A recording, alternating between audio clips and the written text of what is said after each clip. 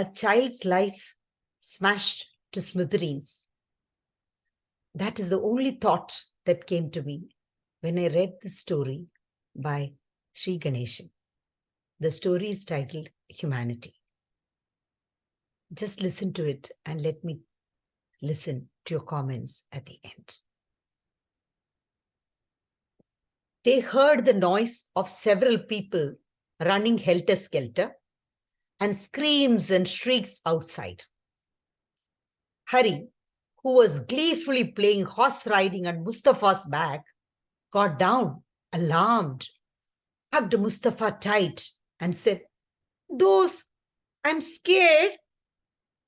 45-year-old Mustafa hugged his 4-year-old friend affectionately and said, "Am I not with you, dear? Then what is there to be scared of?" His wife, Fatima, hurriedly came and slammed the window shut. I think it is communal riots once again. There is angst and anxiety in her voice. Communal riots? What does it mean, dost? Hari asked innocently. Mustafa didn't know how to respond immediately. After a few minutes, he said sadly, "It means some people are going crazy." Hari didn't understand anything, but he didn't ask any further question. Until about 15 years ago, communal riots were unheard of in that small town. In the town, where Hindus and Muslims constituted almost equal parts of the population, religion was never a matter of contention. They lived with generosity of spirit, respecting and reconciling with each other's differences. But nowadays, incidents happening and statements made in some remote corner of the country, blown out of proportion by politicians, media, and antisocial elements, cause huge riots and loss of life. Those who think that all this is not right and unnecessary do still live in the town. But unfortunately, thinkers don't act, and those who act do not think. The loud bang of a stone pelted at a street lamp and the bulb shattering could be heard clearly. Mustafa felt like opening the door and shouting, "This street lamp does not belong to any religion. Why are you breaking it?" But he did not open his mouth at the thought that this might spark off another riot. Hari said, "Dost, I'm feeling sleepy." Okay, wait. Fatima, feed Hari and let him sleep. Later on, when everything quietens down, I will take him to his house. So saying, Mustafa handed over Hari to his wife. Now go to auntie, my darling. Eat a little and go to sleep like a good boy, okay? He said and patted Hari's cheek. To Hari, Mustafa was dost, but his wife Fatima was auntie. Hari had food and fell asleep. Mustafa looked at the clock. It was 9:30 at night. Not very late to take Hari to his own house. Hari is the grandson of Shama Sastri, who lives just in the next street. The affinity between Hari, who lost both his parents in an accident and lives with his grandfather, and Mustafa, who has no children, was very strong. It was at Mustafa's box store that Shama Sastri used to buy betel leaves and nuts. At that time, he would also buy and give candy to his grandson. Mustafa was very fond of this child, and this grew day by day because the child was super smart, very sharp. As time went by, what started as playful banter with the child slowly became regular visits of the boy to Mustafa's house to play with him.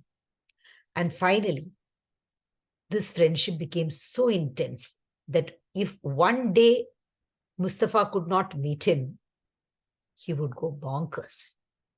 Harry became very attached to him, calling him those. Going to Mustafa's house every day and playing with him has become very important to him. Shama Sastri is the official pujari at the Perumal temple in that town. In the beginning, Shama Sastri was not too keen on his grandson visiting Mustafa's house. But Harry would not listen to him. Shama Sastri did not have the heart to restrain the parentless child anymore. Already he has lost so much in his life. So when Mustafa was alone with Shama Sastri, one day he said very respectfully, Mustafa, please don't give Harry anything to eat in your house, please. Don't mistake me.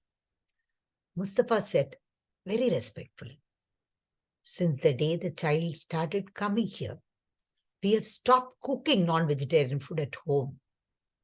Shastriji, don't worry. Sama Shastri heaved a sigh of relief. Though Mustafa's kitchen has forgotten non-vegetarian food, Fatima alone would take non-vegetarian food at a hotel or at a party. But Mustafa did not even touch non-vegetarian food afterwards. What is Hari doesn't want?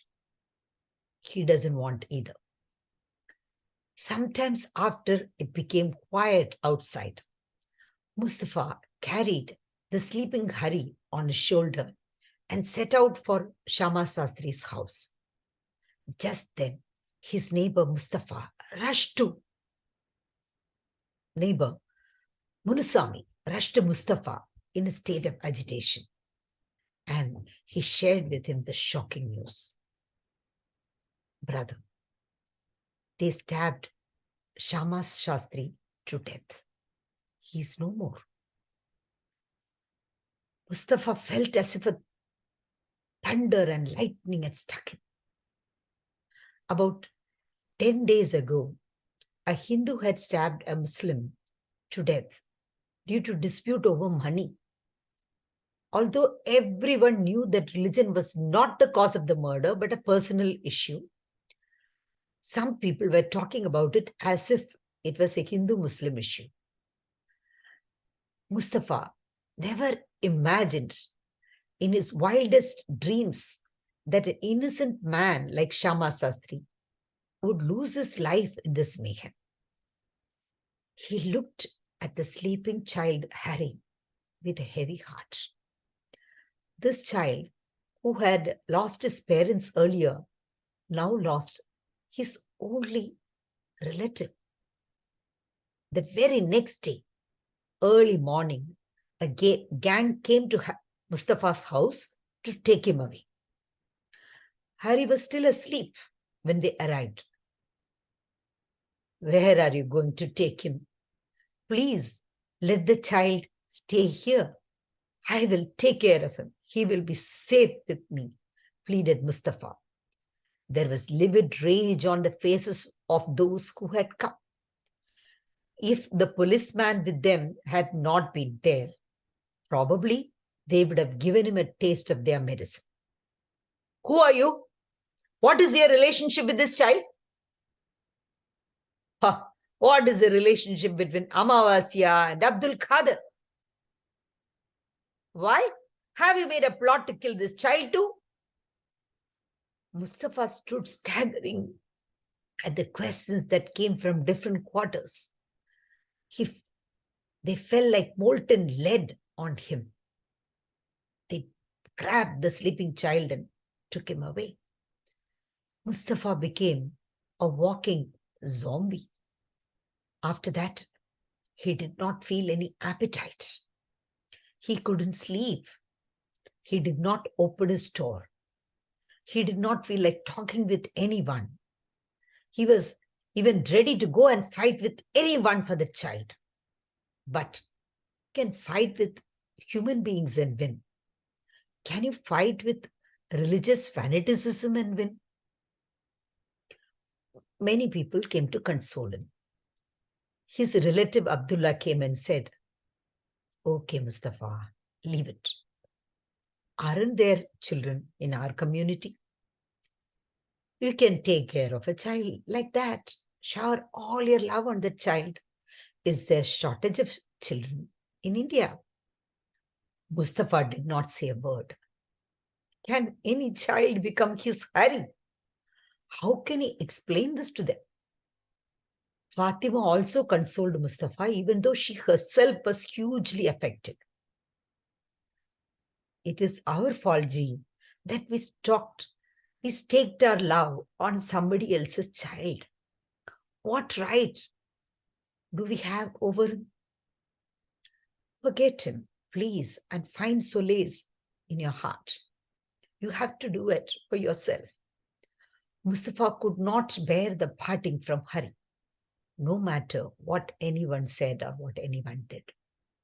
He got information from Munuswami that they had put up Hari at a monastery 10 miles away. It looks like Swamiji has arranged for him to be adopted by a rich man in Chennai. Maybe Hari will go there in a week. Munuswami told him. Mustafa nodded mechanically. In that mutt or monastery, as you call it, the monk who was reverentially called Swamiji by all was in deep meditation. Harry stared in wonder at the old man who sat motionless with his eyes closed for a long, long time.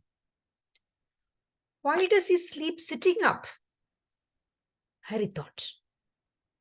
He also sat in front of Swamiji, closed his eyes, and tried to sleep for a while.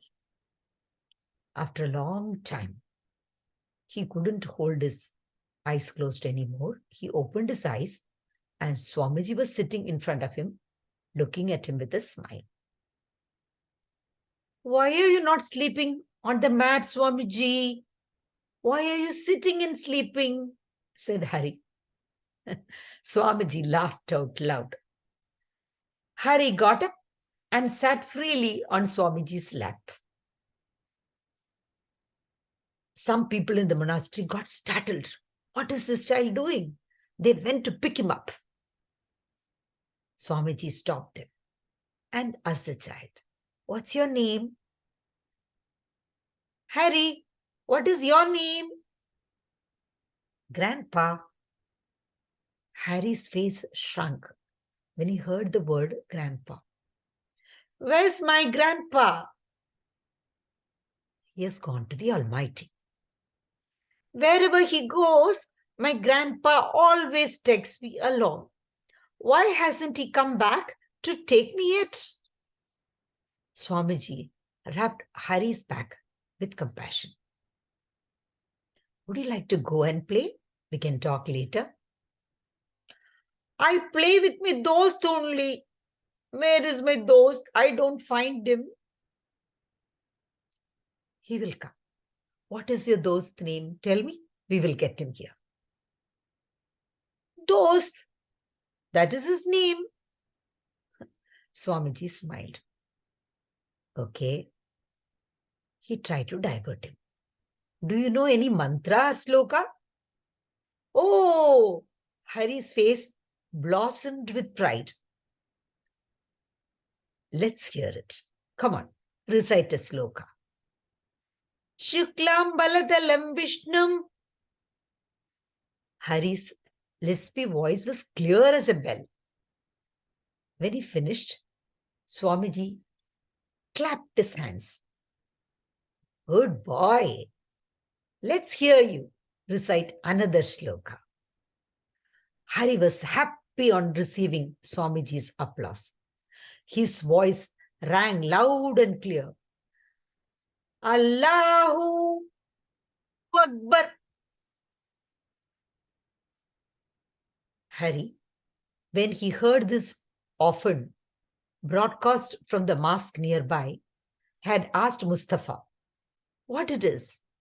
And then Mustafa had told him, this is a shloka, so that he will understand what it is. When Hari finished reciting the shloka, Swamiji and the people in the mutt were seated stunned. Such an incident had never, ever happened in this monastery, as long as they could remember. Hari looked with disappointment at Swamiji sitting like a statue. Why didn't you clap hands, Grandpa? Did I not recite properly? Swamiji recovered from his daze. He felt as if God himself had come and asked him the question, and then he clapped his hands. The people in the monastery came running and took Harry away. I have heard that people are coming from Chennai to collect the child tomorrow, Munuswami told Mustafa. The thought of losing Harry forever weighed heavily on Mustafa's mind. Mustafa looked desperate. Seeing that, Munuswami, who had seen the growing affection day after day, was moved, and he said, Brother, why don't you just go to the monastery and meet Harry once? Will they allow me to? I don't think. That Swamiji is a very good person. No one will dare to do any harm to you in his presence. I will also accompany you if you want. But some Muslim friends who heard of their departure decided that it would be dangerous for Mustafa to go to the mutt alone in the current situation. And they followed him as a group for ensuring his safety. When Mustafa and Munusami went, Hari was sitting outside the mutt alone, having fun, just looking at the birds and the bees and the flowers and the plants. When he saw Mustafa, his face was flooded with happiness. He came running, screaming joyfully, Those! Why didn't you come to see me for so long? Mustafa cast a glance around him as he hugged Harry tight. Knowing that if others came, they may not let him continue talking, he said hurriedly, No matter where you go, Kanna, you must grow up to be a great man with good education. Will you do it, dear? Don't forget this, dost. I'm not going anywhere. I'm coming with you. I don't like this place. No one comes here to play with me. Hari pleaded. Can I come with you, dost, please? Unable to contain his grief, Mustafa covered his face with both hands and started crying. Allah, what is this test? How can I leave a child who asks like this? It seems this child will melt the little willpower that I have mustered with so much difficulty. Allah, show me the way. How long he cried, no one knew. When Munusami's hand touched his shoulders, Mustafa gathered himself and stood up, wiping his eyes. Just then, he saw Swamiji standing very close to him. Several Hindus were standing in front of Mustafa, and several Muslims were standing behind him. A bad, palpable heat could be felt brewing between both gangs. One of the persons from the gang in front, from among the Hindus, forcibly separated Hari from Mustafa and lay him over his own shoulder. Hari pointed to Mustafa and said to Swamiji, Grandpa, this is my dost. Swamiji, whenever the child said those, had always imagined that he referred to another child. And now seeing the 45-year-old Mustafa, he smiled. This child's dictionary is very different. Everything from a sloka to the dost has a special meaning, he thought to himself. Everyone told me that this child has no one. Who are you? Swamiji asked Mustafa. Mustafa's pronunciation was gobbled with the spontaneous emotional outpour that he shared with this kind man. He narrated in detail everything about himself, about Shama Sastri, Hari, the boundless affection he had for Hari, the unbearable pain he had experienced after his departure, everything. Swamiji finished listening and looked at the crowd behind him. The person carrying Hari blatantly accused, Swamiji, it was this mob that killed this child's grandfather. Soon the two gangs started blaming each other, one after the other. Finally, when the arguments reached the climax, when it came to gods and religions, Swamiji raised his hand and somehow they calmed down. Swamiji said quietly, if the God who created and maintains this universe belonged to any one religion, why wouldn't he have destroyed all other religions? That God is keeping all of us alive for the sole reason that he is beyond religion, language, color, and caste. This can be realized by anyone who knows how to think at least a little. Is there any point in our fighting even then? There was silence on both sides.